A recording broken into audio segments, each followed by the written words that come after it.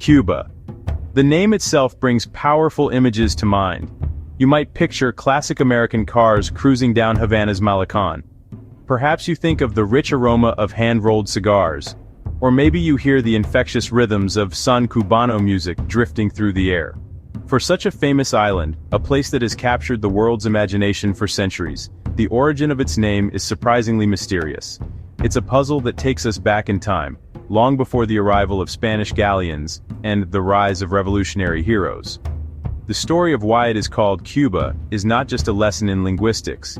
It is a journey into the very soul of the island and its resilient people, a name that survived empires and revolutions.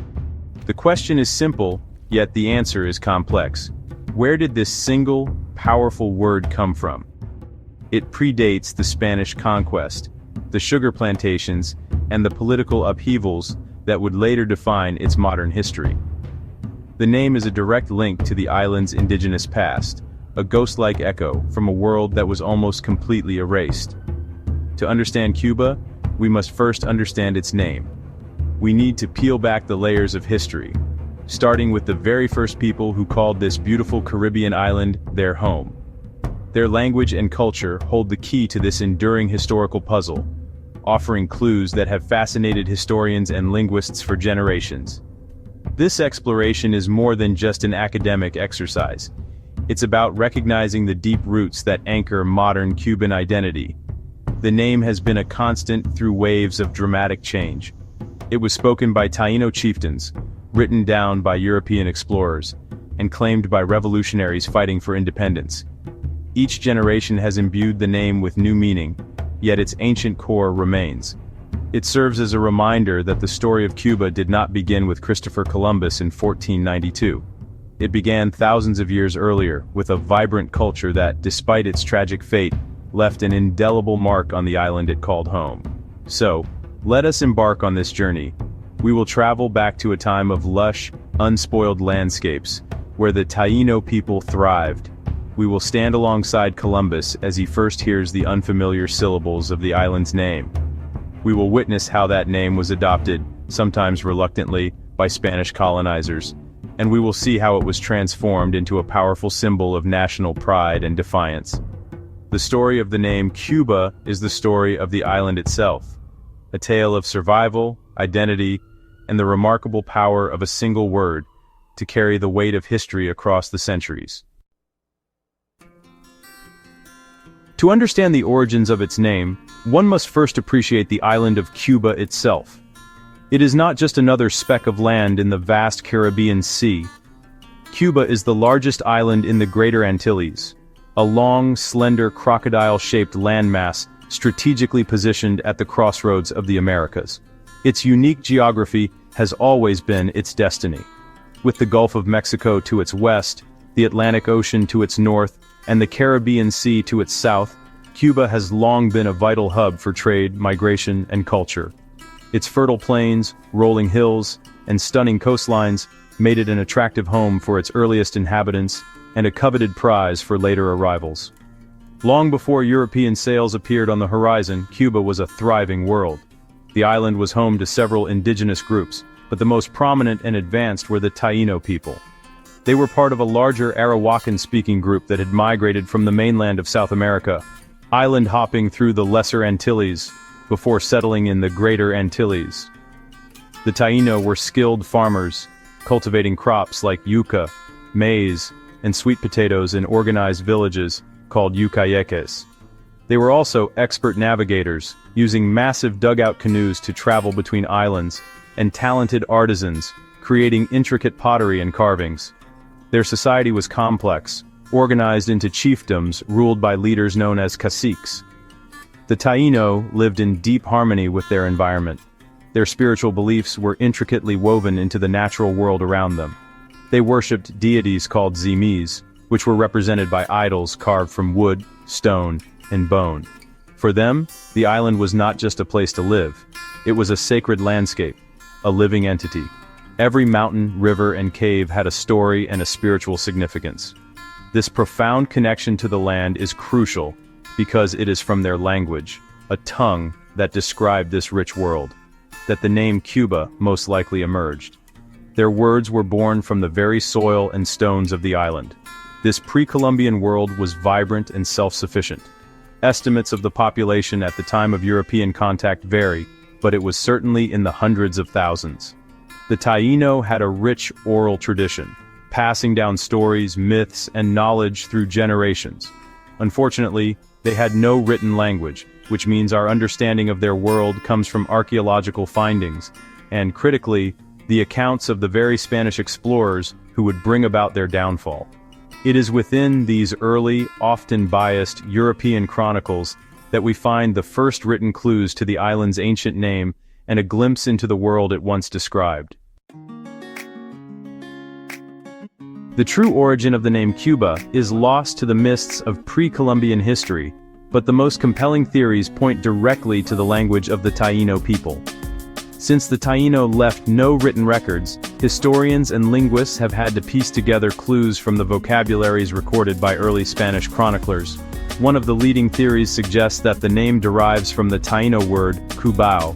According to scholars, this word translates to a fertile place or abundant land. This meaning perfectly captures the essence of the island, with its rich soil that was ideal for the Taínos' agriculture. It speaks to an island that provided everything its people needed, a paradise of plenty. Another strong possibility, also rooted in the Taíno language, is that the name comes from the word Coabana. This word is believed to mean great place or great land. Some linguists have broken it down further, suggesting Coa means place or land, and Bana means great. This interpretation also fits beautifully with the island's geography. As the largest and most significant landmass in the region, it would have been natural for the Taíno, who navigated the surrounding waters, to refer to it as the Great Place. This name would distinguish it from the smaller islands of the Bahamas and Lesser Antilles, emphasizing its central importance in their world. Adding another layer to the puzzle, some have proposed a connection to the word Ciba, which in the Taíno language meant stone or rock.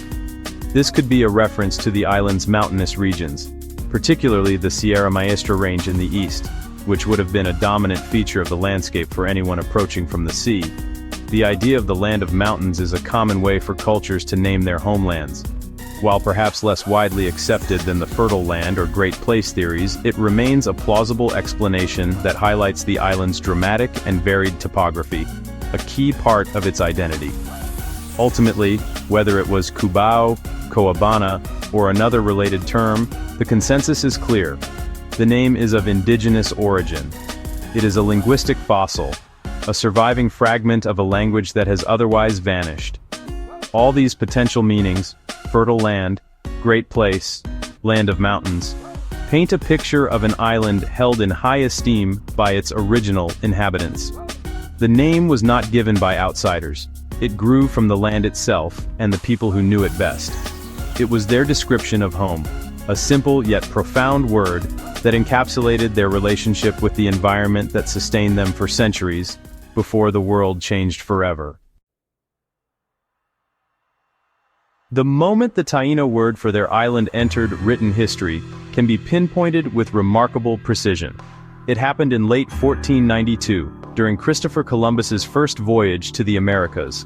After making his initial landfall in the Bahamas, which he named San Salvador, Columbus heard tantalizing tales from the local people about a much larger, wealthier island to the south. They called this island Colba, or Cuba. Intrigued by descriptions of gold and spices, Columbus set his sights on this new prize. On October 28, 1492, his ships dropped anchor off the northeastern coast of the island, near what is today the city of Baracoa. In his journal, the primary source for this historic encounter, Columbus documented his interactions and observations. He meticulously recorded the name the indigenous people used for their land. On several occasions, he wrote down the word Cuba, capturing the phonetic sound as he heard it from the Taino. However, Columbus was a man possessed by a singular, incorrect idea. He believed he had reached the outskirts of Asia. He was convinced that this large island was not an island at all, but a peninsula of the Asian mainland, possibly the fabled Chipango, or Japan, or maybe part of Cathay, which is China. This geographical misconception would lead to a temporary renaming. Driven by his duty to his Spanish patrons, King Ferdinand and Queen Isabella, Columbus attempted to impose a new name on the land. He christened it Juana, in honor of Prince Juan, the heir to the Spanish throne. This act of renaming was a symbolic assertion of Spanish dominion, a common practice of European colonizers who sought to superimpose their own culture and authority onto newly discovered lands. For a time, Spanish maps and official documents referred to the island as Juana. But this new name never truly stuck. The original indigenous name proved far more resilient than Columbus or the Spanish crown could have ever imagined. Despite the official designation, the name Cuba persisted. The Spanish settlers who followed Columbus, as well as the remaining indigenous population, continued to use the old name in their daily lives. It was shorter, more familiar, and deeply ingrained in the local consciousness.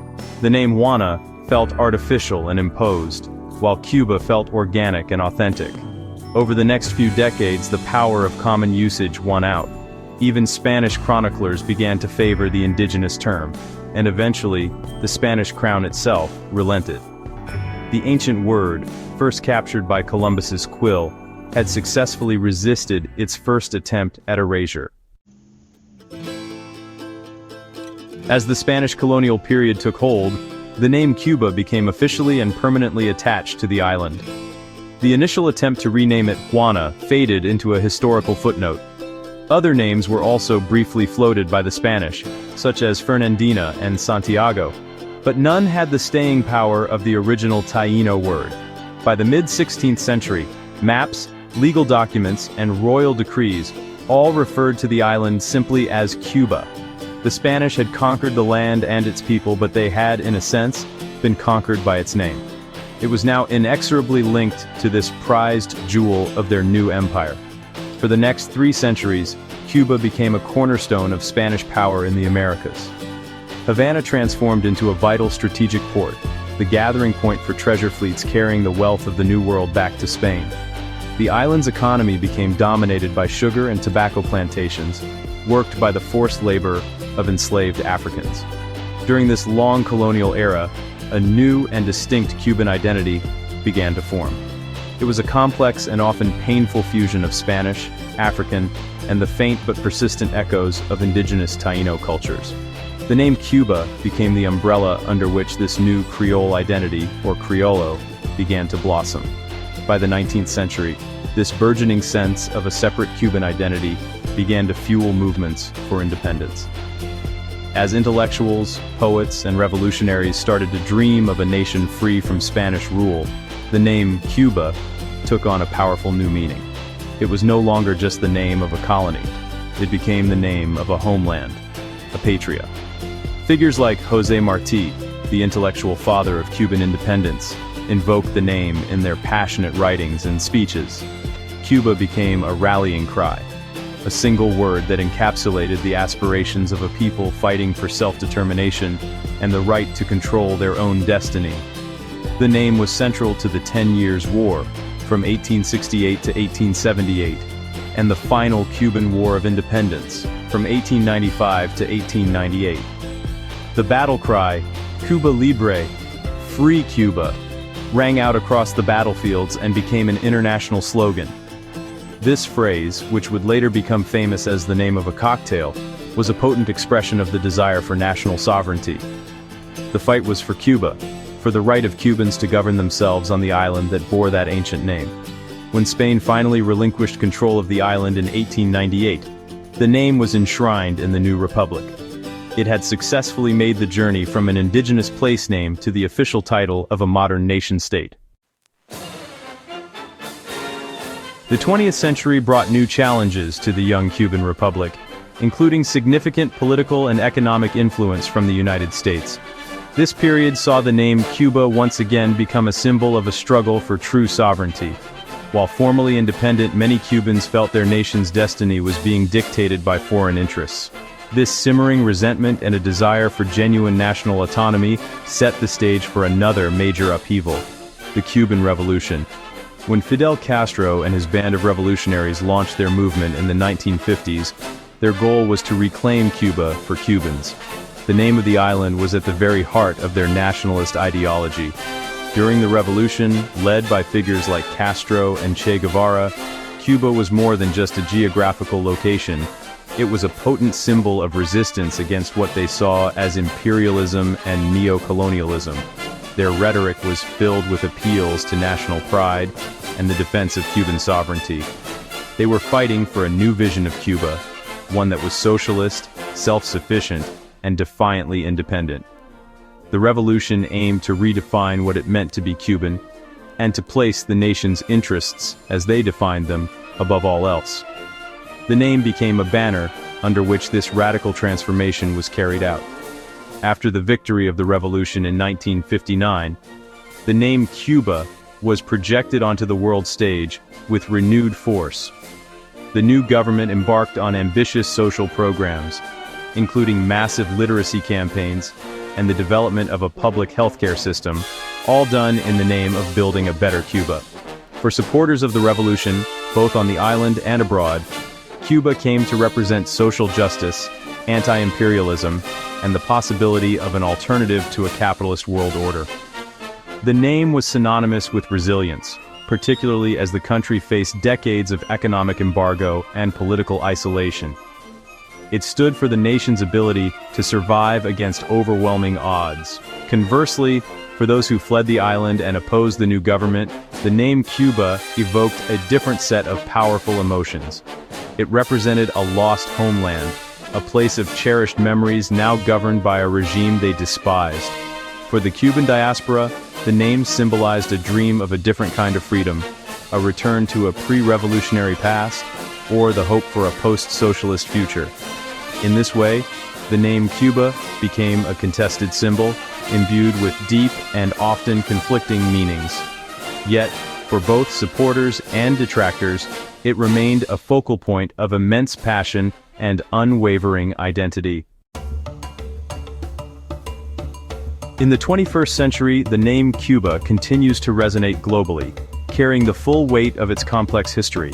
Today, the island is at another crossroads, navigating economic reforms, generational shifts, and a slowly changing relationship with the rest of the world.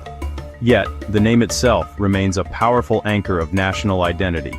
It is a source of immense pride for the Cuban people, a word that connects them to a lineage stretching back to the Taíno. Through the long centuries of Spanish rule, the fight for independence, and the enduring legacy of the revolution. It is a name known in every corner of the globe. This ancient word, likely meaning fertile land or great place, still feels remarkably appropriate. Cuba's cultural fertility is undeniable. It has gifted the world influential forms of music, from son and mambo to salsa, and its artists, writers, and dancers are celebrated internationally. Its identity is a rich tapestry woven from diverse threads, and the name Cuba encompasses it all. It is the name shouted at baseball games, stamped on boxes of world-famous cigars, and printed on the passports of its citizens. It is a constant in a world of change, a unifying term for a people with a multifaceted and often turbulent history. The survival of this indigenous name is a small but profound miracle. In a hemisphere where so many native place names were erased and replaced by European ones, Cuba stands as a testament to the resilience of cultural memory. It reminds the world that the island's story did not begin with Columbus. The name serves as a subtle but constant acknowledgement of the Taíno people, honoring the island's first inhabitants even centuries after their civilization was decimated. It is an echo of a lost world that has managed to survive, embedded in the very identity of the modern nation. Ultimately, the story of why it is called Cuba is the story of the island itself. It is a tale of a place so magnificent that its original name, a name born of reverence for the land, refused to be forgotten. It survived the ambition of explorers, the power of empires, and the fire of revolutions. For the Cuban people, the name is more than just a label on a map. It is a declaration of who they are, a connection to their deep roots, and a symbol of their enduring spirit. It is the ancient word that defines their past, their present, and their future. If you enjoyed this journey into the history of Cuba's name, please like, subscribe, and share this essay with others who love history and culture. Which country's name should we explore next? Let me know in the comments below.